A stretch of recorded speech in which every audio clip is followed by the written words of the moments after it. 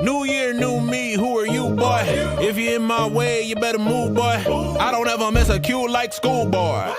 Ain't no telling what I'ma do, boy. Ha, ha, ha, ha. I bet you thought you had me figured out, but nah, nah, nah, nah, nah. I'm way too unpredictable.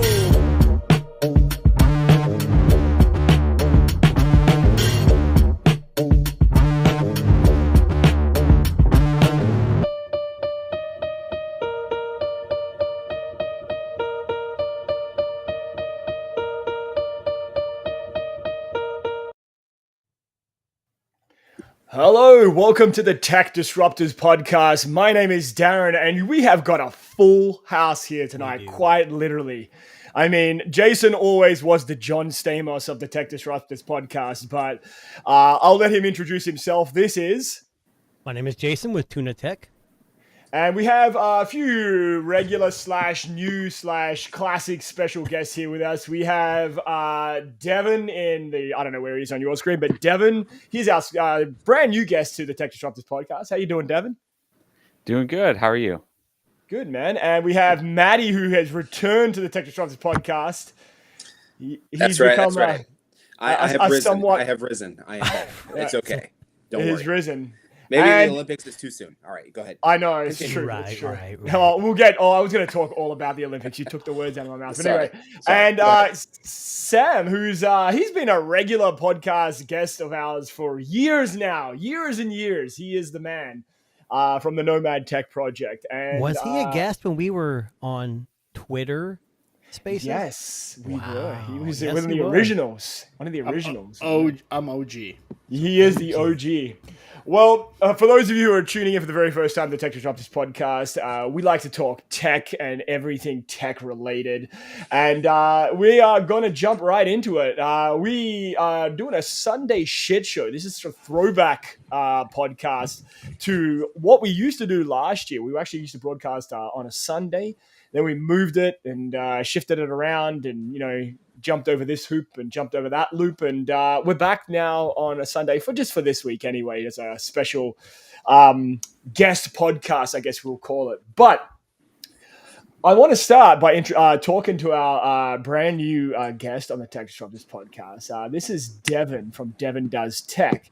So, Devin, let's give us a rundown. What do you do? What's your jam? What devices are you using? Let's have a little rundown here. All right. Well, my name is Devin Does Tech. I appreciate you having me on the podcast here. I'm Devin Does Tech everywhere, except in the gaming world. But Devin Does Tech on all social media, all that kind of stuff. For the most part, I just like to have a good time, like to have a drink, and be able to talk tech like this. That's where we got started. As far as tech that I use on a regular basis, I've got this MSI laptop in front of me. I've got my setup upstairs in the office. You can check that out in a couple of the YouTube videos I've got as well. The highlight right now is I just got a new keyboard. I'm pretty excited about that. It's a Royal Kludge S94. Oh, it's pretty nice. I have not heard of that one, but I'm apparently, sure it sounds amazing. It's very creamy, is what I hear. I'm not really a keyboard That's what person. she said. Yeah. that's the Okay. I'm getting into keyboards, but I've never built one myself. It's a nice. Hey, what does a creamy keyboard sound? It's the same time you use the word moist. Moist, yes.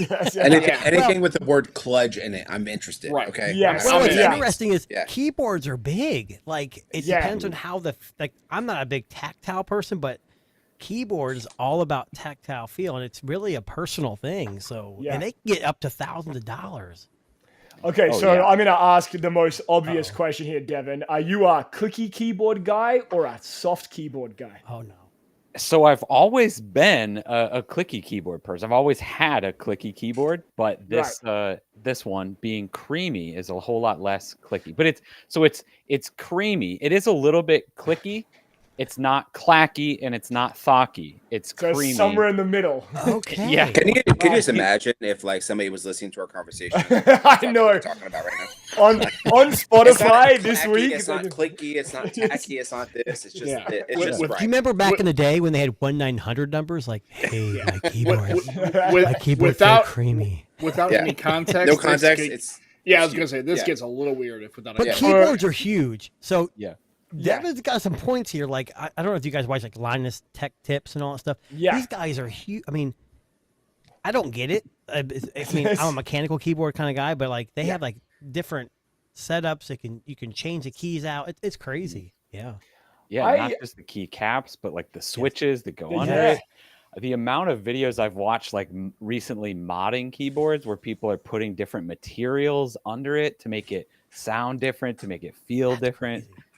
Yeah. Do you remember when people used to customize their Mac keyboards with those fucking stickers that were like symbols and icons and it was like a bizarre trend of like the past 5 years. All they were just sticker caps, right? Darren's 110, by the way, so he may be experiencing. That's back when they were bedazzling their Razor phones too at the same time. That's right. Yeah. Well, Devin, obviously keyboards, gaming. You build a lot of PCs, and I heard, interestingly enough, on his channel, holding with now about you and your daughter. Yes. So yes, I tried this with my daughter. I built it's been a couple years, and it didn't go. It went well. Like she was interested in it, but she wasn't. So she's very artistic and she's into it. But once we were done, she's like, "Oh, okay." And she kind of went on her way. You know what the funniest part of that story is? Tuna doesn't even have a daughter. No, I'm just kidding. He does. It was just some random off the street. I think it's good because I got into computers back in the probably late 90s with my father. We built PCs. Like we built them from scratch before Dell and Gateway were big. And we used to have billboards. We clipped them on. People would rip off our number, call us, and we'd deliver it to their house. So I learned from my dad. We went to computer shows. And we bought, parts in bulk. So it was really interesting when I watched your channel because you're doing the same thing, and then you're including your family. So that right there was. Yeah. So how did you feel including your daughter on that first video? It's super fun to me. She's actually been in a couple of other ones. Either making like little guest appearances. Never as much of a main character as she was like in the last video there, and then the live stream stuff. But I kind of see this as her, I don't want to say like rite of passage, but like this is the price that she has to pay for wanting to watch YouTube all the time, for wanting to play Roblox and Fortnite all the time. Like she has to learn something. Yeah. She has to learn something along the way, right? Like you can't just use this stuff. If you're going to use it, you're going to learn how to, you learn how to build it. You're going to learn how to make some of this stuff. How it works. Yeah. Yeah, exactly. I'll be honest. This sounds really crazy, and you probably shouldn't hear this from me, but my first, custom computer was built on a piece of wood, and I actually made dowel rods, and I took it to a 4-H electronic competition, and I had a poster board with what everything meant, and I'll tell you that I learned the most from me and my dad working on that kind of stuff, and that's the things you're never going to forget. So that's what drove me to your channel. Like you do the old PC, just the recent a very cool idea. Card comparisons. It's crazy. Yeah. I love it. I got to pick out my RAM on my Mac Apple. On the website. Cool. Yeah. Did your dad help you out with that one too? Was that a? No, my dad left when I was. You called your dad. Do you want an external monitor? Or do you want a built-in monitor? Yeah, exactly right. I remember when I had my very first laptop. When I first came to Canada, I actually did upgrade the RAM on my laptop, which may seem like a crazy thing, but I was never into that kind of world. I never dealt with, computer parts components. But I taught myself through a YouTube video. I basically bought the part online. I wasn't even sure if I bought the right part, but I did. Just watched a bunch of YouTube videos, and they were talking about, be careful of static electricity and all this crazy shit. And I'm touching the fucking screw on my light switch and long story. But anyway, yeah, just to kind of take the charge away. But yeah, it's a fun concept. And I think I like that idea of kind of bringing in your own son or daughter into it and going, you know what? This is what you need to learn how to do if you want to, play with your iPad or, go and, play the PlayStation, whatever, right? Really, we have one cool big question for Devin. Yes. Does it work? Well, that's always a question. You hear nothing shows up on the screen or you get the weird beeps, but you have a thing called the Pixel Pub. So me and Darren at least assume you're a Pixel user, but what is your main mobile device? Yeah, right now I'm driving the Pixel Fold. So I've got there you go. OG, yep. My wife is actually driving the Pixel 6 Pro right now, but honestly, this is my first foldable since the original Samsung Fold. Okay. It's my first foldable. Like, I tried that one, literally returned it because I was like, I can't use it. I used the front screen too often and it was too small and all this stuff. Yeah. So I really wanted to try it out again. And as soon as they announced the 2, I was like, you know what? I'm just gonna try this one out, give it another shot. It's been like 3 years, see if I like it at this point. And honestly, I'm super ready to trade it in for a Pixel 9 Pro. So, whoa. Yeah. Super. So are you not happy with it, or are you more happy with it? I wouldn't say I'm definitely way more happy with this. This is way better than my experience with the Samsung one. Again, the super small screen on that Samsung was just unusable. Yeah. And for me, the thing is there's so many, I don't want to say cons to this, like bad things, but it's heavier. It doesn't I don't know, there's a lot to it that doesn't make sense. The screen is awesome when you're playing a game or watching a video. Other than that, it's a worse experience. Yeah. None of the apps work. None of the apps are optimized. Like, you open Instagram or Twitter, or you want to scroll through anything else, maybe reading a book, right? Like, reading, it's a media thing. If you are a media person, I think this is an amazing phone for you. Yeah. Me personally, 95% of the time, I'm in front of a screen that's bigger and better and more qualified to do that media. So I just am not using that. So it sounds like Samsung's original one was a generational thing. It was the first, generation product. Oh yeah. So foldables in general. Now Samsung has the most experience with software, but generally it sounds like I don't want to put words in your mouth, but maybe foldables aren't quite still ready yet. We're still waiting for that aha moment. I think Maddie's got some things to say. This is why I'm doing it. I'm poking the bear here. I think foldables are ready at this point. The software is still attempting to catch up, but at this point, the software that is made for those devices is already great. Again, I'm talking about the apps. Twitter is just never going to be good. Full screen on that, right? Like multitasking, sure, it's fine, right? You put it side by side with another app, great, it's perfect. But when you just have Twitter open on that screen, like, it doesn't make any sense. Yeah, but you're missing the point. We're not making Maddie mad. That's the whole point. Welcome back. Right? Yeah, welcome back. He's like, I don't want to make anybody mad. No, Maddie, let's have you chime in. I'm gonna make it quick because I can go long-winded on this. Look, I think that it depends on the manufacturer, but we're all based on the OS. It's all OS based. The hardware on the Fold, the OnePlus Open, the Pixel Fold, it's all great, right? There's obviously like a first generational thing when it comes to the Pixel Fold because of the bezels, and the next one's gonna be great and all that stuff. It's all about how they optimize the software. So if you open up Twitter or X on a Open, it's great because you have it's made for a tablet, right? The Pixel Fold is the same way. You have a navigation on the left, you can tap down. It makes sense. But the issue with the foldables is that when you have people who are first generation, you have people who are and first the screen generation. the other way. Yeah. What am I? I'm backwards. Okay. So when you open it up and you have a first generational person, they say, let's say I'm coming from an iPhone 14, 15 Pro, and I go to have my first foldable and they have a bad experience, they're turned off forever. They will not go back. They will always go back to a slab phone, no matter what. Yeah. And so they have to pick the right one. no matter what, you should be able to pick a Pixel or an Open or a Fold and have a good experience. Yep. There's no consistent experience yet. For us people who understand that it takes like, oh, this is a first gen, consumers don't give a crap. They want to be able to buy it and have it work now. And so 100%. So the I had a Pixel Fold for a while and it is broken, right? It's unfortunate because the form factor doesn't work, the way the landscape, but it's portrait, but it's not, and it's broken. And so hopefully with the next one it works better. But I haven't had that issue with the OnePlus Open. I haven't had that issue with the Fold 5. I haven't got this Fold 6 yet. I'm not sold yet. Don't do it. I'm not sold on it. I'm not sold. I have the OnePlus Open. It works great. It's fantastic. I have no issue to get there. But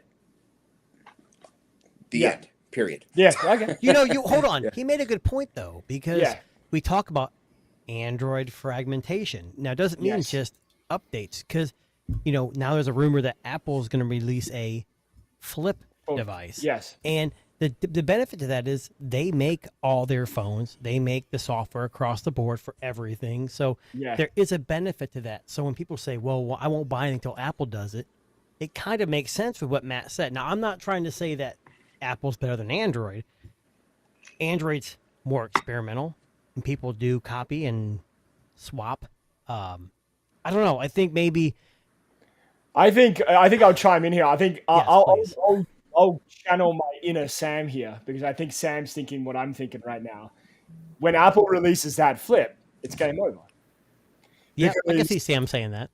There'll be 10 million sales in the first 10 seconds. Well, and so in the United States, so we can't think globally, right? We think in the U.S. Apple has become the good housekeeping seal of approval. I know it's kind of an old reference for folks who aren't in there, like over. I'm almost 50, so like I get it, right?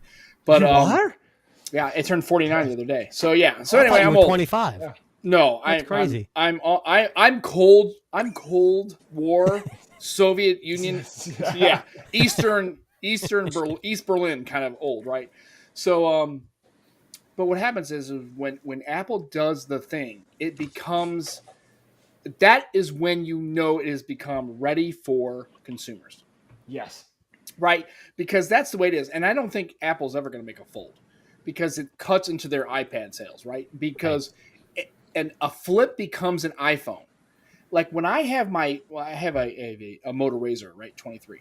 So when I use that in public, Apple people really kind of notice that, because they're like, oh, that turns into a phone, right? It becomes what they already know.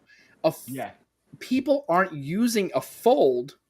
Like they're not using an iPad in public. They don't want that. Apple people don't want that.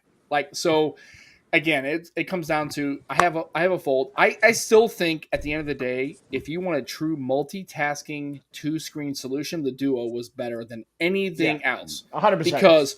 Because it forced you to have multitasking on my Fold. I don't multitask that much. I have to make it multitask.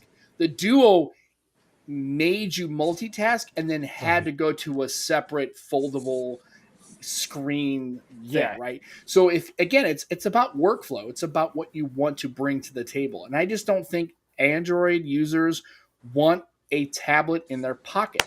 They don't want that. They think it's great, but if you have a good enough outer screen, you're not going to use the inner screen. It doesn't drive you to do that. Yeah. And if you open it up and you still have to click this, then drag this, then make that happen to have a multi-screen device, it just isn't going to drive your workflow. Like, it's not enough of a paradigm shift for you. And I get that. Yeah. It's interesting because I always talked about how I wanted to fold over a flip, because to me, a flip's outer screen isn't usable enough. So you got to open it more often, even though they're getting bigger and bigger. So to me, I'm thinking, you're folding a screen. It's going to break eventually. Now, I know it's getting better and better every year. But to me, it's like, well, with a Fold, I know I don't have to open it as much. So I can actually open it when I need to play a game bigger screen or whatever. Yeah. So to me, the Fold would be a better idea. But I kind of like what you're saying, because you have tablets, you have laptops, you have computers. I mean, everything's got a bigger screen nowadays. So to me, it's like I told Darren earlier, I think I'm done with foldables for a while. Like I had the Open, I've had the up to the Fold 4. I just think to me it's like I'm gonna wait and see what happens because flips seem to be the more popular decision because they're cheaper. Obviously, that's the biggest thing, and they're more consumer friendly. But to me, I'm gonna wait and hold off. And I have the Fold like Devin does. I have the Fold 1.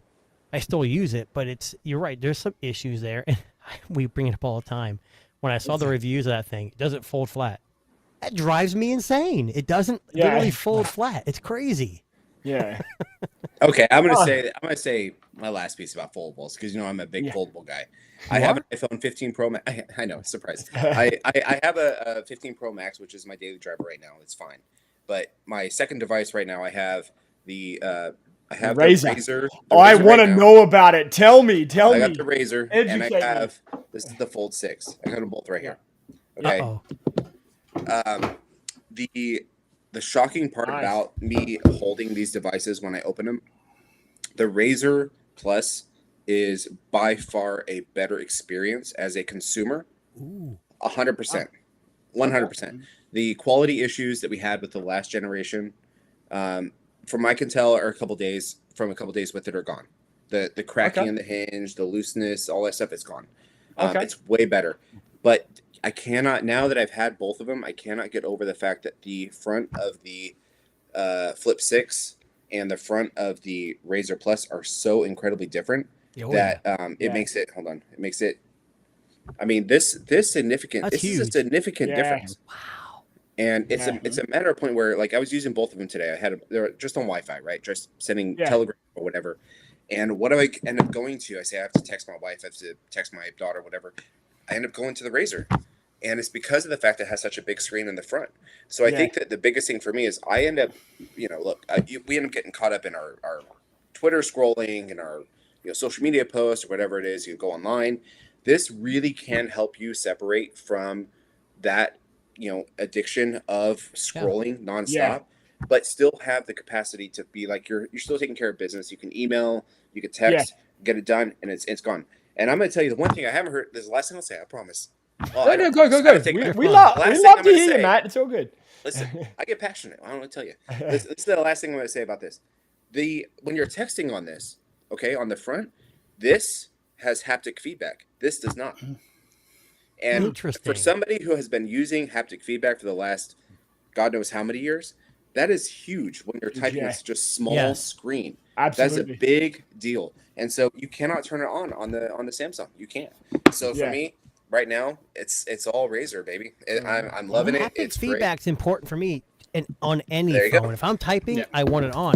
And I have the CMF Nothing phone, and I thought for sure I turned it on, it wasn't working. Come to find out, when you activate the haptic feedback in Nothing software, you actually have to go to the Google keyboard and activate there because they weren't syncing. So I'm not saying that's what you need to do with yours. Maybe that is. Yeah. But I actually had to go into apps, Google keyboard, the Gboard, and I had to activate it there because it wasn't syncing with the settings with my Nothing phone. It was I can insane. Confirm. I'll confirm with you, Matt. There's no haptic feedback on the outer screen. There's not. Because you have it you have it when it's open. But you don't have it when it's closed. Oh, really? Yeah. Samsung? So really? I played with on the Gboard. To be clear, it's on the Gboard. On the Gboard. Yeah. No, if you have the Samsung keyboard, does it work? No. Let's find out right now. I'm going to try it out. All I know is the Moto, when it comes to a UI and the experience, is superior to the Fold of the Flip 6. Bar none. I have no doubt. Yeah. And here's the thing. In Samsung, if you're listening, you're not. Probably. Well, maybe they should. The fact that you don't have you don't have Ready 4 on your Flip, you guys can pound. You guys can pound sand. Does the Flip 6 not have DeX? No, it doesn't have DeX. Serious still? Yeah. No, it does nothing. It literally has nothing. And I'm telling you, for Samsung to literally try to really articulate why they don't have it on the Flip, it's just ridiculous. And I'm like, I'm sorry, if it's a software experience. You have the same chipset and the same RAM. The fact that you guys are trying to make, on the Flip, we can't make it work. That's a bunch of BS. That's just not a thing. And I'm never going to, and I'm sorry, but the fact that you have, ready for, Sam, whatever it is, Connect Now or whatever. It's ready for it's ready for, but it's basically essentially a smart connect, right? The fact that you can do this on any Moto device is game changing for half the price or fraction of the price. I'm Sam, let me challenge you though. We talked about how the general public wants a flip. They want a flipping phone. They don't care how many iPhone users are going to plug their phone into a desktop and use it. No one's going to. So I'm not saying I agree with you. I think the desktop, the UI is amazing, and I love Dex and Ready for. But how many people do you think are actually going to use it? I don't think. And here's the thing. Honestly, I'm going to say this, and I'm trying not to offend anybody who's an Apple fan. If you're a stan, if you're an Apple user, fine. Okay. This next statement is going to sting a bit, but Apple fans don't care about that. They never have. They don't want that experience. They have iPad. Every Apple user I know has a Mac and an iPad. I don't know anybody who just has an iPhone. Like none of them do. I just have an iPhone. Well, but you're not. I know I'm not a typical consumer. I get it. You're not at all. But the general consumer who is in the Apple ecosystem has an iPad, has an iPhone.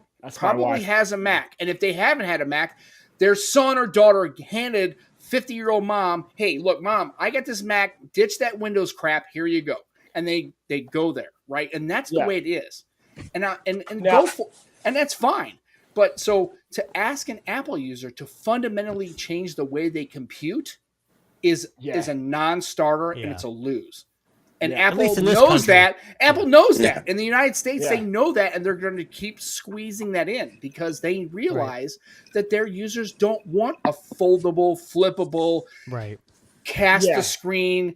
I'm going to use my iPhone when I go to Boca. I'm going to cast my iPhone. They're not doing that, man. They're just not. That's pretty good. Look at your typical iPhone user. They're 18 to 30.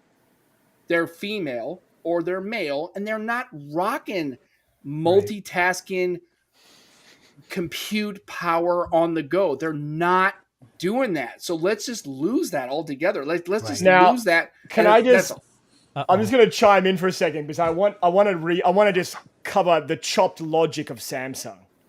So, and I'm going to quote Samsung logic. Here. Okay. I'm going to quote.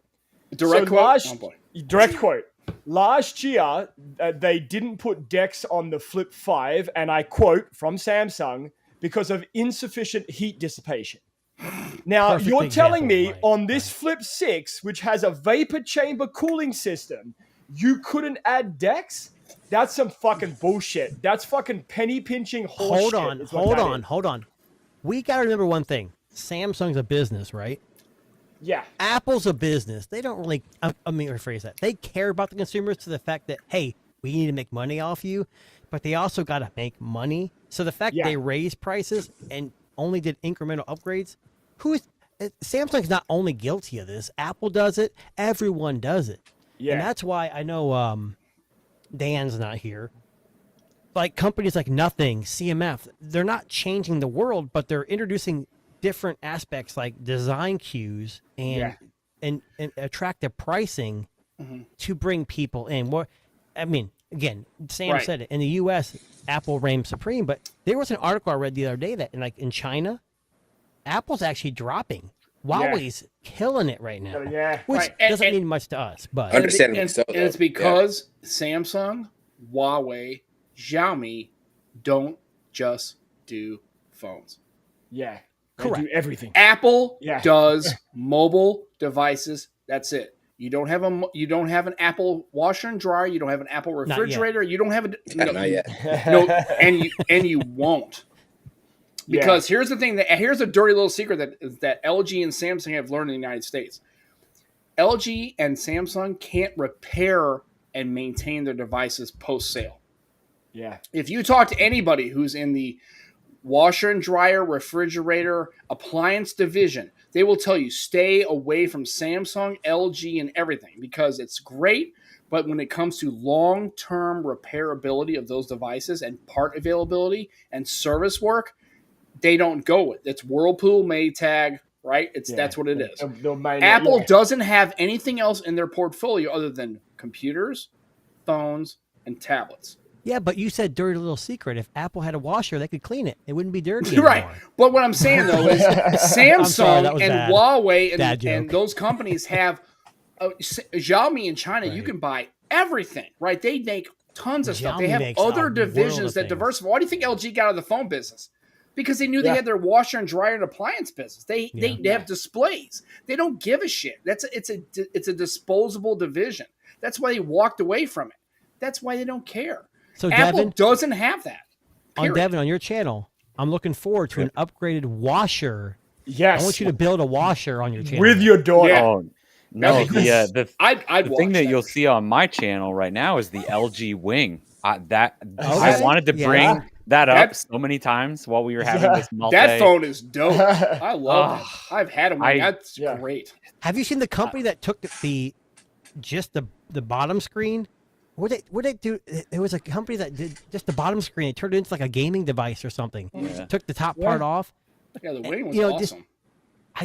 Because that processor was more powerful than most of those retro like arcade gaming things you get at Alibaba and stuff. So, Alibaba. So Devin, have you got an LG Wing? Is that what I you're do. saying? I have it. Oh, wow. It's upstairs in the office, but I love it. It is the epitome of multitasking. Like that is what I think honestly ruined foldables for me.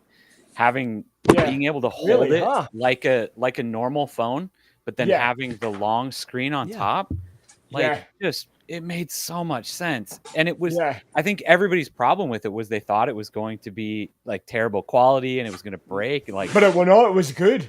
I still have mine. Like 3 years later, I still put my. I had mine. Every once I think in the a while. biggest issue I had mine was a little underpowered, but for what it was definitely not below average. Like it was crazy impressive. If you're trying to play like a high intensity game, maybe it's underpowered, but just for day to day tasks, what like Dev and I are doing, like having that bottom screen and be able to hold, it was just great sitting in bed and just holding the bottom and having the whole just to watch a YouTube video or a Netflix show where you can just kind of hold it. And also, not like that. do yourself a favor, take the Wing and walk up to somebody and just go and just like deploy it right in front of people. They're like, still do it. Their head will literally explode in front of you. It's like, and that gimbal camera was actually pretty good. No, pretty cool. Yeah.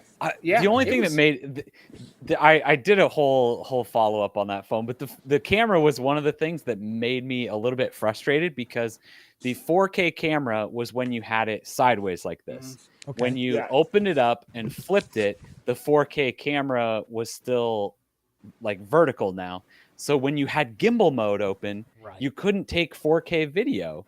I was like, software issue. You missed something there. Yeah, it's it an might LG be software, it might be problem. hardware too. No, that's LG not really having AAA? enough to really put into their software development to really make that LG always work. did great cameras. They always had great cameras. Yeah, but their software is always whack, dude. Yeah. But they could control your washer dryer at the same time too. So right. that's But you can watch Netflix while you're staying in the refrigerator, like looking for a Exactly. sandwich. Like, I don't know why you'd want to do If that. a company can do this and I can unlock my phone with my palm, that's a G8. That Dude, thing was amazing. I had a LG G8 and that palm thing was kind of cool. Like, I have to admit, that was kind of You know what I love about the Wing is that was LG just throwing all their shit at the wall. They're just like they knew that was their last device. They're like, final hurrah. Here you go. Here you go. This is what we got in the back pocket. What'd you call it? What'd you call it?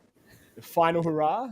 No. Oh, I thought you said coup de grace. But LG had a division that was nothing but experimental rollables. I mean, there has to be a company out there that has to kind of push that. I realize it's you're taking a risk. It's a lot of money to spend in an R&D department, but man, I'm telling you, you're going to really be mad when LG as a company is out of the market because they were pushing rollables.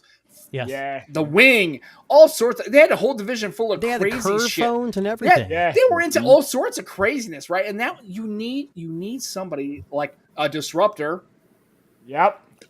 You need something in the market that disrupts it, that isn't just following the trends, right? That can push whatever that next iteration is. Because, like I said, the Duo as a device, it solves two of your major problems. One, it's already multitasking, and two, you don't have a durability problem because it's not folding. It's two independent screens. Right. And I'm telling you, if Microsoft would just take a few dollars out of their war chest and make that a thing, they could have really found a niche in that, but it's just like they gave up on it. And so, like I said, I think Devin's point about the wing is spot on. I think that's a really good approach to it. The companies that picked the torch up from LG are the ones you never heard of. Blackview, Unihertz. Yeah.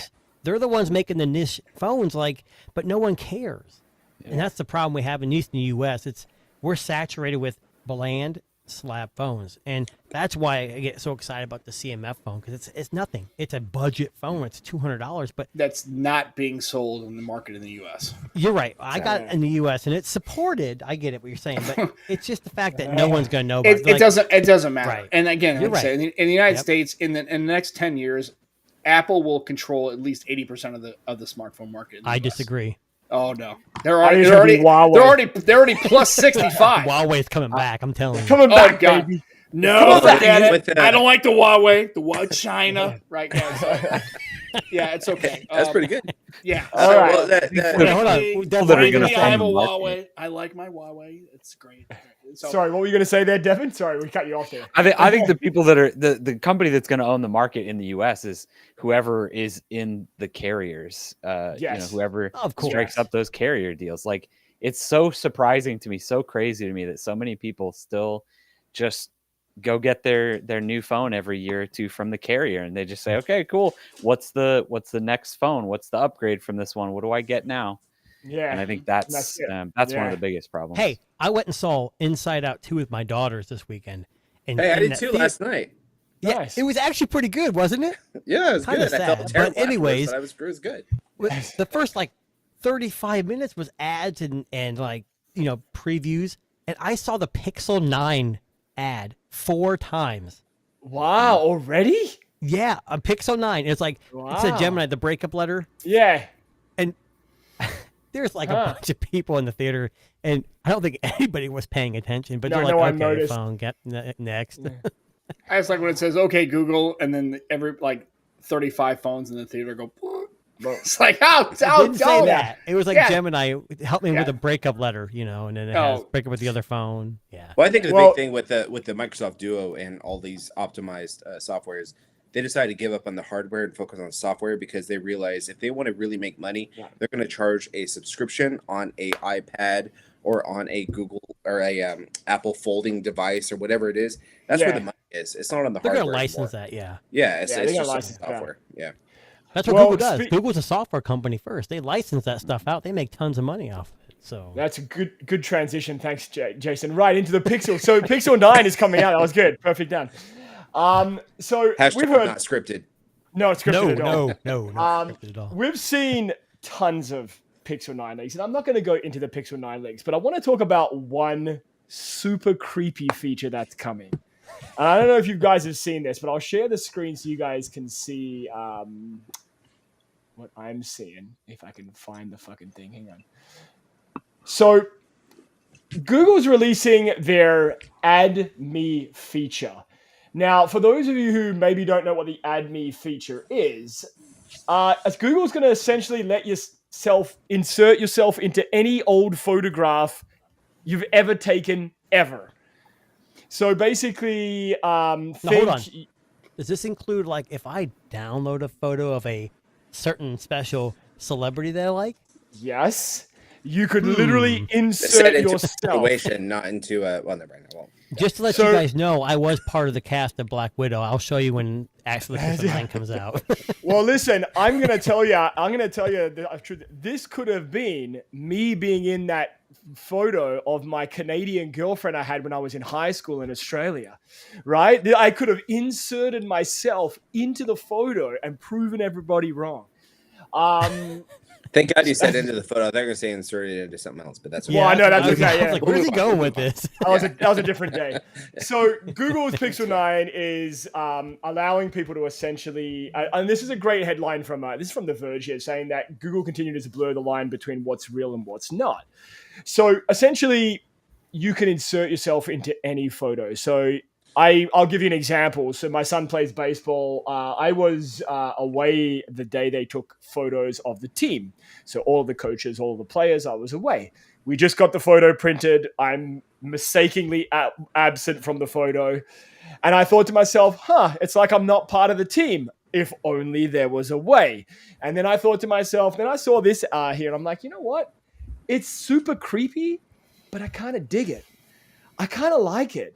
I think it's a good idea. Wasn't the Magic Erase creepy when it first came out? Yeah, Google true. does this. They'll come up with, and it's like, oh, it's crap. But as soon as Samsung, then Apple pick it up, oh, it's normal. Like, Apple has Magic Erase. Samsung has Magic. So I think it's just one of those things where we're going to get used to this kind of stuff. I hate it. Is it what's real and what's not? I hate it. I'm okay with inserting You myself hate it, in a Matt? picture I hate it. Okay, tell me why. Tell me why. Okay, so the whole idea of adding something to nothing is super creepy. Okay. True. So I think that what happens now is when you go to Galaxy AI or Gemini, whatever you say, you want to create something and it goes against their community guidelines, if you will. Yes. It's like, you draw a picture on a face, it won't do it or whatever. Yeah. Put some limitations on it, right? Because the issue is if you find a photo and they go, oh, well, this guy says that he was here, but I have a photo of him showing him proving he was here. Maybe it's a crime, maybe it's a dispute or something. Yeah. Then it becomes like, well, I have a photo here showing I was there. And until they have AI, like a way to figure it out to make sure it's like legit, it creates all kinds of confusion with that. I understand, like, as a gimmick, which most of these things usually are, right? Anytime you get a new feature, it's like, oh, yeah, it's a gimmick. This is a gimmick as long as it looks like a gimmick. As soon as it starts to look too real, then it becomes blurring the lines of. Hold on, we don't know this is real or not yet, too. And plus, well, it might this be is a limited leak, to right? only your photos. Like if it's something downloaded, they may anything in there's going to be limitations. I'm sure they don't want you to download a crime scene and put. I'm like, man, I did that. Oh, I'm about Maddie. I kind of want it to be. That'd be legit, though. I kind of want to see it now. I don't know. To be fair, I mean, or something weird. I don't know. We already have Photoshop. Like this thing is. I know. Right. Super. But it makes it more accessible to the average person. Yeah, Photoshop is. I'm not good at Photoshop at all, and I've tried. But this is more like. Just like Magic Erase, you could do that in Photoshop. Drop it in a couple extra steps. Yeah, and I agree. I agree with Maddie's take. I think that, but so at least he understands. Like from an investigative perspective, I think Google, if you get to the bowels of it, they're going to have metadata that shows that this image was added post, right? So really, if you're an investigator and you really think like, hey, it shows that this is the scene that it is because it's clearly going to be identifiable as a manipulated photo, just like a Photoshop photo, right? You can clearly tell. And so I think, and Google's not going to tell you because they have security protocols and that kind of thing, right? But I guarantee if somebody's inserting or removing something from in a video or a picture when they take a phone that they're bringing in to identify, it's clearly going to have markers on it and metadata that states that this photo was clearly. I mean, hell, I work in IT. You can't touch a database or you can't touch anything that doesn't have a timestamp on it. So, like, if you saw that this crime happened a year ago, but then the metadata shows that this image was altered six days ago, you clearly are going to know as an investigator. Now, the trick is, will Google give you the subpoena and give you the information that you need to make that happen? I think Maddie's concern is justified because we as a society don't look at evidence. We look at what we see at the middle and we make our decision based on what we see at the moment, not based on they touched it 6 days ago. Fake news. Like we get it, right? We're in that in that. If it's on social media, it's real, right? And that's what I'm saying. Is remember, if it's what is presented to you immediately, that becomes what becomes the reality, right? So I get it. There has to be, and I'm really concerned about AI just in general, not from image processing, but just anything else, right? Academic, people are making papers. Hey, Google, write me this dissertation. I guarantee you Google can write a whole complete dissertation on whatever topic you want. And if you're willing to take at least 90% of it and frame it away, it becomes really problematic. And then you talk about anything else when it comes to malicious intent, right? Taking AI and turning it into something that become weaponized against a state actor, against another person. It can get weird. Without guide rails, this is going to get really interesting in the next 15 years, how people manipulate and weaponize AI against either civilians or governments. Well, that's a perfect segue. Before you go into math. Yeah. If you guys do see some fake news about tech disruptors running for the president of the United States as VP and president, it's definitely not true because, we're just not cut out. I think our next thumbnail, Jason, needs to be you and I side by side, political debate style, buddy. All right, that's how it's gonna be done. You're gonna look like Trump, just to let you know. That's fine. Sam, you actually bring up a really good point here because I stumbled across this article today. So we know that Google's DeepMind is their premium AI, let's conquer the world kind of shit. But I stumbled across this article the other day. So Google's DeepMind AI system is advancing at a pretty rapid rate for those of you who have been following it. But just recently, it gained the ability to solve complex math problems. Now, I thought this was cute until I started reading the article. Now, Google has no metric on how to test this, right? So they can give it an equation, it'll solve it, cool. But most AI can do that kind of stuff. So Google actually entered their DeepMind AI into an international math competition, and it came second. It won a silver medal for its ability to solve complex mathematical problems. So can't the iPad OS, you could just write it in, it can solve complex? So yeah, what the I hell know, we need and this it's for? not the same. But anyway, so the International Mathematical Olympiad, which for the record has got to be the greatest fucking name of a competition ever. Fair. I got They've 8th created place, by the way, just personally, so I got kicked out. Just let So you know. it's a prestigious competition. Now, this is meant to be for like the elite top 1% of high school students internationally. Like, this is not just let's grab our smartest kids and, throw them in a room together. So basically, in particular, I think it was, what was it? Geometry and something else. I forget what the other one was now. But basically, they put this to the test in this International Mathematical Olympiad, and it came in second. Now, my question is, how did it come second? And who fuck is smart enough to come first? That's exactly right. I want to meet this high school kid. Who is this kid? The first place was a high school kid with an iPad. With the newest version of the iPad. Absolutely. I got you, Google. Fuck you. Just trying to get down. Yeah. So what this comes down to is basically finding ways to use quantum computing to either break existing encryption, right? Yeah. Encryption. And basically, it's again, this comes down to to me, it comes down to a situation where it's mathematical formulas, right? So we're talking about algorithmic encryption, right? So how do we break, Diffie-Hellman encryption, right?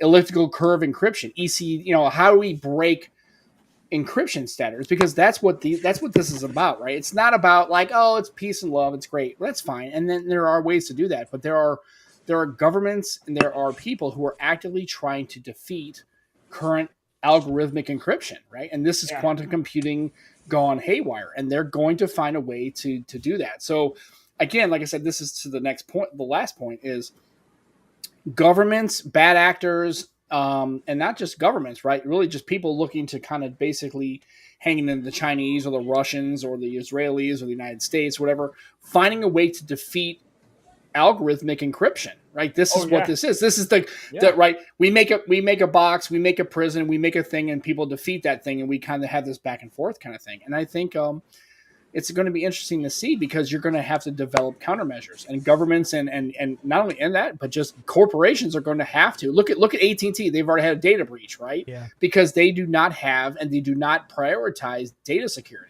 Right, that's not a thing that they do. They're there to sell phones or whatever. So you just made it scarier, because Darren asked, "Who beat Google then?" If it's all about do you remember? And here's the funny thing: do you remember? And I guess I'm old, so I remember when they had Deep Blue, right? They had chess champions trying to, and they eventually can beat a computer, and then eventually the computer was able to beat them, right? That's that constant AI. Can a computer beat a human? Because a computer can't think outside the box, right? It has to follow its programming, right? But a human can kind of go rogue. So somebody out there is doing it, but eventually this thing is entered. This is probably the first entry. And second, second place. It's not going to be hard. It's a done deal, right? Wait, we know that AI can be defeated. If you watch back in the 2000s when The Office, the American version, was out here in the United States. I don't know if any of you guys watched it. Dwight beat the Dunder Mifflin AI when it was first set up. Remember, he beat it. He sold more paper than the. So again, no like one knows that reference at all. Probably. I do. I got it. I know that. He was tortured by Angela, and he was trying to. But doesn't matter. He persevered and beat the robot. I understand. Like Prison Mike, right? Okay, it's fair. Prison so anyway, Mike. Oh my God. So, but what I'm saying is, this is the MIT Technology Review, right? Yeah. This is a pretty. I'm saying it's going to be. We're now kind of starting to get into these kind of unknown territories with AI and humanity and governments and military applications and data security and corporate security and consumer security, right? This is going to be an interesting next couple of years. And let me ask you all a question here, because there's a lot of applications of AI, right? So we know that it can solve problems and, you know, give us recipes and do all that shit, insert us into photos. I know, because that's what I use it for. Over my house, yeah. Right. Okay. So let me ask you this: what is Apple using in with their Apple Intelligence? Who's the other company they signed with? Is it ChatGPT? It's OpenAI, I believe. OpenAI. Okay. Yeah. So my question is I think I've stumbled across an amazing application, and we have a regular segment here on the Tech Disruptors. I'm going to block Darren here in 2 seconds. No, calm down. So we have a regular segment here on the Tech Disruptors podcast where we look at kind of like robotics and AI and how those two worlds are merging together and creating what I like to call nightmare fuel. So let me ask you something. What's the best way to get rid of garden weeds? Now stick with me on this one. Sam, give me a one-word answer. Go. Pesticide. Matt. Gardeners. Nice. Devin. Yeah, I was going to say weed killer. Weed killer?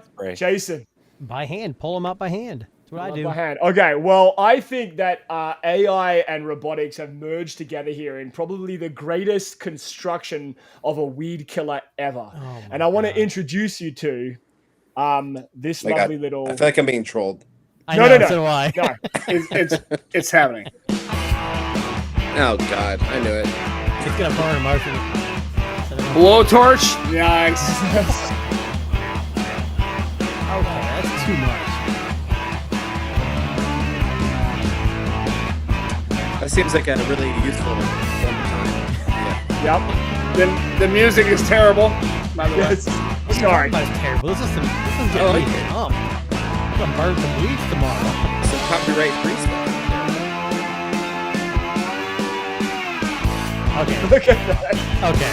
You can just stop this because here's the problem. Like in my front yard, I have mulch with plants, and I got a bunch of weird weeds in there. I'm not going to start setting fire to a bunch of mulch. Can a brother get some napalm? Wherever happened to napalm, right? Remember napalm? Yeah, hold on. And, yeah. Devin did report to me before we started that he has one of these that burns his weeds, correct? This is true. Yeah, it's really cool. You can set literally whatever you want as a weed. Like you could just go into the app and you're like, "Yep, those bugs over there, those are weeds. Go get them." Like my neighbor who drives me nuts. That's kid, a weed. Yep. That fence line. Bye bye. Yeah. Now, definitely, I want them to level that up. I want that to level up. I want it to be a flamethrower. I want him to just like torch the entire weed section. I want it to come out. Elon Musk needs to get what's the Elon Musk thing? What is it again? The boring, not a flamethrower. A boring company. Yeah. Just attach a freaking blowtorch to it, man. He's got the not a flamethrower. Just look up 1973 Vietnam napalm. And that's basically what it's just let's throw flaming gel over everything and no side effects at all. Right, and let's kill people, and plants and like ecosystems. Let's just I love this that makes sense. In the morning. Yeah, I know. That's Devin's idea. Where you could actually, it uses AI, and you can specify what's a weed. That I like. I like that. That annoying cat next door. I swear to God. Yeah, that's cool. Squirrels. That's cool. It looked, honestly, it looked a little slow. I mean, could you imagine the cops knocking your door saying, "Excuse me, sir, your robotic dog has burned 16 squirrels. We need you to get this down." Insurance might not cover that one. I'm just saying. I know. Yeah. Hey, like it's good eating though. That's interesting. Like I said, but I not for you. Not for you. Well, There's been a lot of AI stories this week, and there's some really funny ones. And I won't go through them all, but I just want to talk a little bit about OpenAI. So OpenAI is the company that Apple has signed up to be their AI provider, I guess we'll call them. So I don't know if you guys heard about OpenAI's latest thing. So they've just launched Search GPT. So Search GPT is their answer to kind of like a Google search. Mm-hmm. So basically, they're going to be leveraging their AI in order to provide contextualized searches. So for example, if you searched what's the average temperature in Toronto, and it would give you the answer, and then you can keep responding to the search inquiry and asking for further information. So for example, well, is it hot there today? And it would give you an answer saying, yes, it is hot there today. It's 37 degrees. So I'm curious what you guys think and whether or not this may be embedded into Google's search engine at some point. Here's the problem. There was a bunch of articles that came out earlier today, and that's why I'm laughing. OpenAI might lose $5 billion this year because they're making $0. So it's like they're making all this stuff. Google might be a joke. Maybe Google's not as advanced, but they got the money behind to keep it going. We see Alexa struggling. Amazon's on the verge of cutting Alexa completely. And, Siri is Apple's trying to buy up what they can to, to reinvent the wheel. But OpenAI is apparently, it's all rumors. But as soon as Apple releases their shit, their stock prices are going to go through the fucking ceiling. As soon as it starts working on an iPhone, I would hope so. Or at least I hope so.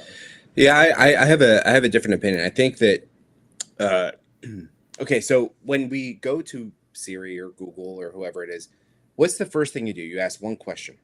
How often do realistic people ask a follow-up? Very right. 100%. Well, never. Average people. I've never seen somebody ask a follow-up. Say, if they go, oh, hey, who was the winner of the 1955 Olympics and blah, blah, blah. Right. Go, oh, that's who it was.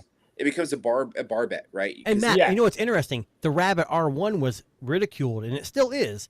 And I still have that device. It's got a couple updates, and that's one of the few devices, even though my Google Assistant or Gemini can do just as much, I feel obligated to ask follow-up questions. So I think that's part of the thing. Apple's going to pivot themselves, so you have to ask. Hopefully, but anyways, go ahead. I was saying, generally speaking, I haven't been around anybody who's not like a real enthusiast who's asked follow-up questions to a Siri question, or it's typically like, God, who was the actor in that? Who was? Yeah, I know, right? Just Google it is what they say. But who was the actor in that one movie in this time in the 80s? And they just say, Siri, who was the blah blah blah blah blah, and they get the answer. Oh, that was it, and they move on. Yeah, you're right. So I mean, what's the weather? 90% of the people, nobody's looking to have a conversation with their phone about this stuff. I just don't see it happening. Now, anytime soon, at least. I'll just chime in. So I get a couple of shows back. I have the ChatGPT app on my iPhone. Okay. And if you've had you can now have conversations with the ChatGPT voice assistant. Now that thing is crazy good at conversing. And so much so that it actually asks you follow-up questions so that you're prompted to respond with more But Darren, questions. there was a big limitation to that. At least here in the U.S., I did the same thing you did where I hit the action button. Yeah. And after about 5 questions, it said, please buy more credits. Right. Okay. And so I think to Maddie's point, and I agree with him 100%, but I think it's because everybody knows that it doesn't follow contextual conversation. They don't. Yeah. They know that capability is limited. Right? People know. Yeah. But if they knew that you could have answer a question, well, okay, like who won the AL batting championship in 1958, right? You say, okay, it's Carl Yastrzemski. Okay, well, but did he have an off year? Was he injured? Like, those kind of questions, like where if you're doing statistical, like if you're having an argument, sure, at a bar, that's what I'm saying. ChatGPT and Google just killed every bar argument on the earth. Ever. Like, right? Nobody's going to say, it was Ted Williams. Bullshit. It was. What's interesting is with ChatGPT, I said, give me the weather. And then ChatGPT gave me the weather. And I said, give it to me sarcastically. And it did a very good job. And it sounded natural. So I'm like, well, this is because Darren was like talking it up. Like, this is cool. So I went to Gemini, tried the same thing. And it pretty much did exactly the same thing that ChatGPT did, and it was actually natural with Gemini, at least. I don't know. Yeah. So to Maddie's point, we all know that isn't going to flow naturally back and forth because the capability is not there. Now, in 5 years, with advanced modeling, with more data input, does that become a thing? Like, I thought it was cool when they used to have a Windows phone in 2015, ask Cortana to tell you the joke. It would tell you a joke. Like, that was pretty cool. That was almost 10 years ago. Like, and we all know how technology works, right? It's not one for one. It's aggregating. It's advanced. We didn't fly planes for the first 8,000 years of recorded human history. We flew a plane in 1903, and in one generation, we're on the moon. Like it's definitely it's not it gets faster, right? It's aggregate. So I think, like I said, with Maddie knows that, hey, I can have a conversation, but if I'm more wanting to know, was that an off year for Ted Williams? No, it wasn't. Actually, Ted Williams hit 430 the next year, right? You start to kind of get into, as more people want to get more information, they want to develop more understanding of things, and it becomes more of like learning as opposed to, you're wrong. You owe me $15 because it's Teddy ball game. Yeah, right. It's as it becomes more than that, as people engage more than that. And remember, nobody engaged their phones like they do. The fact that they're doing it now, it's going to snowball. And I think it's going to be a situation where the next generation is going to be totally okay to ask your phone a follow-up question and contextual questions and more conversational things as people become more detached and be comfortable with, like me, it's weird to talk to a computer. For people who are 19 or 20 who have known nothing but computers, that may be more normalized than we understand. Well, look, you're talking to Darren in a natural way too, and Darren's all AI. And so Devin, I think, had something. What do you want to say? God damn, he's good looking though for an AI. He's a fucking handsome motherfucker. That's what I'm saying. I was actually just going to say the opposite too. Like, I also think there's a difference between us being the prosumers, right, and like knowing we know the limits of technology. We know that when we talk to our devices that we're going to get that one answer out of it. But I also look over at my dad, who's, almost 70 years old. Mm-hmm. He's trying really hard to have full conversation. See, I've told you, there's people out there, man. Like, he's failing miserably because he doesn't know the limits of tech right now. Correct. Like, he knows that he can talk, he can ask a question. So, like, why wouldn't he be able to have just a normal conversation? So I think that the more normalized, it gets, I think that most people are not going to have issues. The closer it gets to normal conversation. That's a good point. I never thought of that, Devin. That makes a good point, because I have family that does the same thing. Like, they'll say, "Hey, I'm not going to say it. Hey, you know what?" And then they're like, "Oh, I want to," and they're like, "It's not giving me the answer." I'm like, "God, just look it up on Google." But realize you need to use the keyword this. But you realize, and here's the thing and Dev makes a good point. His dad is 70. Correct. He's never really being between 35 and 60. I've known a world that didn't exist with computers. I know a world that does exist with AI now. Like, people who are 70 don't know that. Well, Sam, that's a good point. So, out of all of us here, I'm not going to pull out any ages. Sam, you already told how old you were. Yeah, I'm 49. I don't give a shit. When I was born, I don't remember a computer, but I remember being on a computer for most of my life. Now, they weren't like they are today. They were monochrome. You dialed into billboards and stuff like that. But I mean, do you guys remember? Anybody here remember a world without computers? Dude, I remember a day that TV went off the fucking air at night. Like, I remember party lines. I'm this old. Where everybody on your block had the same goddamn phone line. There was a lady literally had the shirt AT&T or at Southwestern Bell who would take a physical card and take it out and put it in another line. Like, there was switchboard operators. Like, here's the Sam, thing. you're not 110 years old. Come on. No. Okay. Yeah. All right. So here's my take on this. So yes, I went from no tech to low tech to internet to cell phones to now you can do this with cell phones, and now you have a freaking computer in your pocket. To now you can talk to your phone like a human, right? And we have gone so long. Let's just talk about the Apple community, right? I'm not saying that. I have Don't judge. You're me. part of the Apple community. I am. No judgments. It's one, judgment okay? free. You're safe. Yeah. This is a safe space. An average consumer has gone to. I guarantee you, most people have iPhones who are gonna look at this next generation of AI. They're in their mid 20s to late 30s. It's kind of the peak time, right? They're like they understand what Apple is, right, and what they get with Siri, and they ask Siri a question that says, "Here's what I found on the web for your question," which is typically what she does. Yeah. Now you tell them, "Oh, just kidding, Siri." Well, my Siri is a female. All right, God dang. I'm just kidding with you. I don't have a British male on my Siri. I don't know. Yeah. I do. My Siri's Australian, so I don't know how you fucking guys. I'm in Texas, boys. I got Right. I got women all over the place. All right, so it gives you an answer. This is what I found on the internet for this. Now you have to retrain like 2 decades worth of Apple consumers what it means to use Siri, because they're used to getting shit answers all the time. Yeah, that's stopped It's using always it. been shit. It's been dog shit for years since it was created, and now you have to change their perception. Oh, just kidding, guys. It's good now. Just talk to her like a normal person. It's like the average consumer is like, what? No, I'm at you set alarm and you have to lock my device or something. Yeah. You know, And what's it's like- funny, Matt, what you're saying is even as us tech, I can't say all of us, but to me, I feel like the Google Assistant is better than Siri. Generally, just having both devices.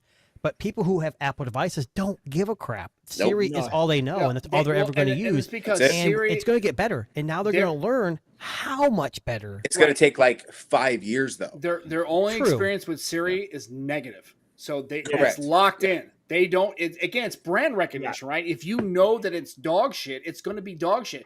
Well, we made it better. Did you really? I don't know. I've been using Google for 2 years, so I don't really care. Like it's like, Windows phones may have been, better in some aspects at running a lower hardware, but the Windows Phone brand in their brain became synonymous with failure, minimal response, right? And then once that's in their head, it's conditioned response, right? Just like Pavlov's dog, right? Ringing the bell, right? It's the same kind of concept. You can't, and that's why Apple knows that Siri is a no-brainer. It's not going to happen. They may try to throw a bunch of money at it because they're $1 trillion company, fine, whatever.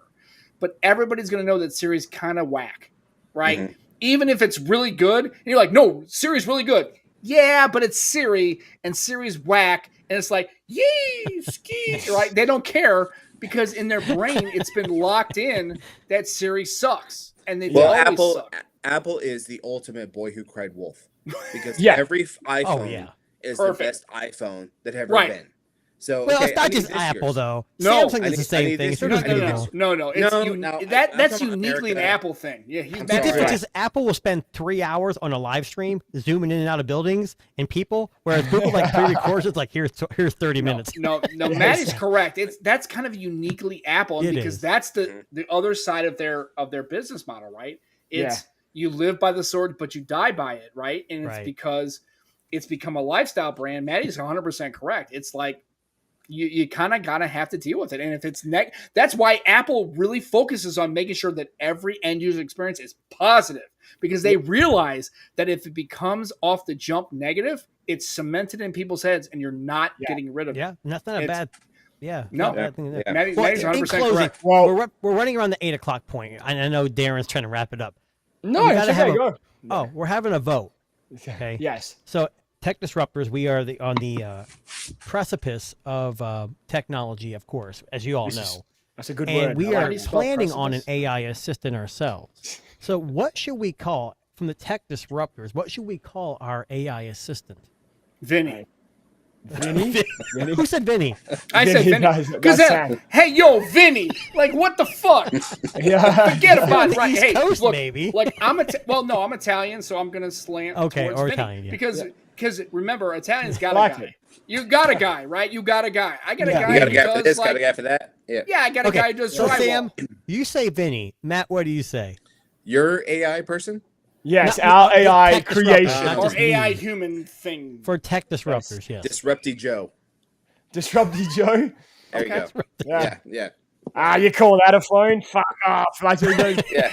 It's very sarcastic. Take a faucet in that head, right? He's gonna screw up your plumbing. You can't call him. You know, he's fucked up. Yeah, that's Yeah. it. Yeah. I've been like busy that. for like 4 fucking weeks. Go Yeah. fuck yourself. That is Focus Rookie hilarious. Joe over there? Nah, he's fucked up my shit so many times. So what we've established is we're going to have a very yeah. our sarcastic assistant. Oh yeah, he's gonna be an asshole.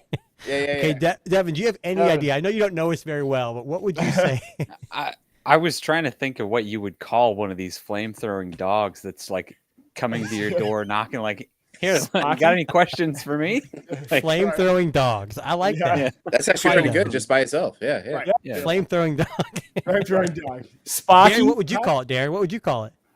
Oh, that's a fucking good question. Knowing the craziness of our podcast. I'm normal. I don't know about you. I'm not crazy. I don't know. Boris. Same. I'm Something sorry. fucking- Boris. Something fucking Boris. boring and unanimous with whatever. But I was don't know. thinking like Jimmy. Yeah. Jimmy? Vinny, whatever. Yeah, it's cool. Damn, dude, we Jimmy, all suck. Vin. He said Yeah. Vinny, Joe. Jimmy. Well, here's the thing. Flame-throwing dog. That's I the think winner flame right throwing there. dog's the best one. That's good. Yeah. Yeah, Look how Flame many Dog is good. non-Italian people really resonate to The Sopranos. Yes. And You're Italians are really the only group you can kind of like completely stereotype, and it's completely okay. It's like, yeah, everybody talks like that. Forget about it. Joey Bag of Donuts, how you doing? Well, technically, I'm Italian. I've never talked like that ever. I do talk Right, with my that's hands. what a I'm saying, lot, but it's okay. Like I said, if you say, and you go, oh, Vinny, and it's like, Hey, yeah, speaking what of you talk want? with my hands. Yeah, who won? I got a Who- comment on my YouTube videos, and I always talk with my hands. And I get them a lot, but a guy goes, "What?"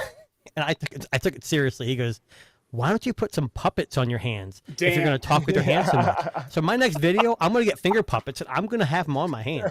Well, you know how you tell, you know how you shut an Italian up, right? You tie his arms together, right? That's how you shut an Italian. Yeah. Sleep with the fishes. We know. Right, and like I said, so I just like I said, it's hey Vinny, and be like, hey, you know what? Who gives a I shit? kind of who like won the- Vinny. Who, I love who, my who, shit. Yeah. who cares who won the 56 AL batting championship? You really need to get yourself. Look at you, you fucking asshole. You really need to go ahead and work I out. kind a of little want bit. my assistant Your to have BMI is some like Actually, 34. you know, that's not bad. Hey, Vinny, you fuck. Who won the 1975 Olympics?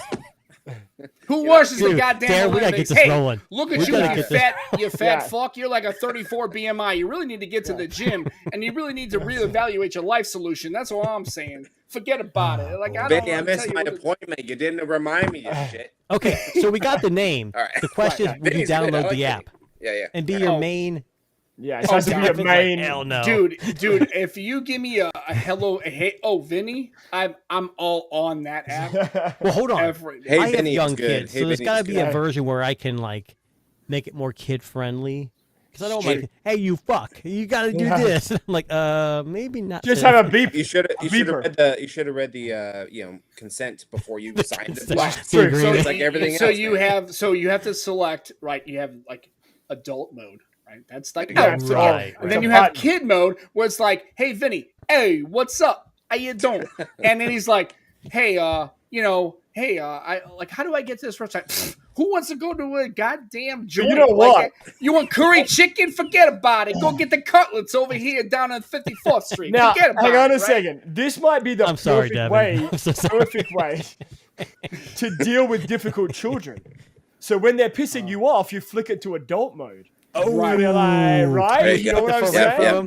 Yeah. So, hey. hey, mom, are we there yet? Hey, yo, are you driving the car? Forget about it. It's See? 300 miles. That's what I'm Why don't saying. you Okay, go ahead and give you me some guys gas are writing money? SNL skits. It's basically Yes, what you're doing. that's Is it, writing yeah, SNL yeah. skits. Yeah. Right.